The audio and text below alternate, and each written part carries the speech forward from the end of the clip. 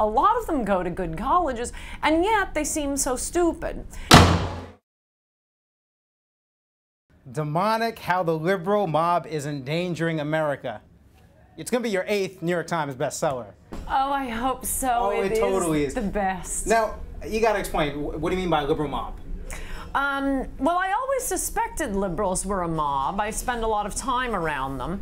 And also just the way they talk, their slogans, the talking points. You know, there's so many peculiarities about them. So I started reading about mobs and groupthink and herds, and wow, they hit every single behavioral pattern of a mob.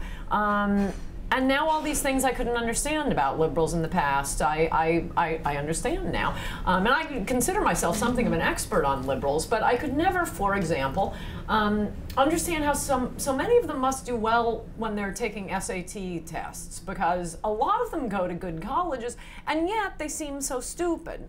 Well, Gustave Le Bon, the main groupthink, in fact, he's the father of groupthink. He was studied by Mussolini and Hitler to learn how to incite a mob.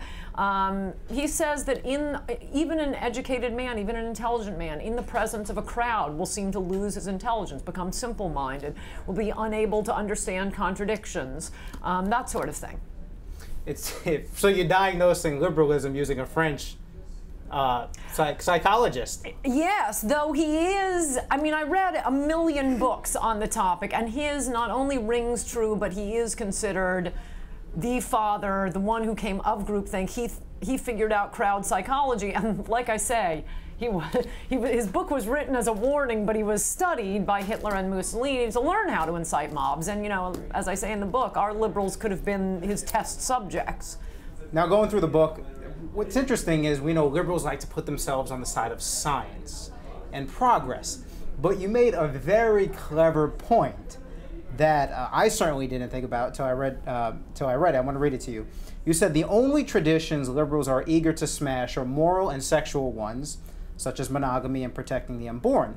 Liberals are mad for innovation with respect to thousand-year-old institutions like marriage, but when it comes to scientific innovation, they're hidebound traditionalists. Explain. Yes, yes. I mean, my entire life, I keep hearing about how, oh, Christians are anti-science. No, in my lifetime, it was liberals screaming about Alar on apples and wanting to shut down nuclear power and power lines causing cancer and the myth of heterosexual AIDS, exposed in a Regnery book by Michael Fomento. It's adult stem cell research versus embryonic stem cell research. I mean, some of this I covered in my book, Godless, but there it was in Le Bon's book. He said, if we had had a mob democracy at the time of the invention of the mechanical loom, they never would have gone forward with it. And you reflect on today's Congress, they don't want to just not advance scientifically. They want to roll it back. They're making us get rid of the light bulbs.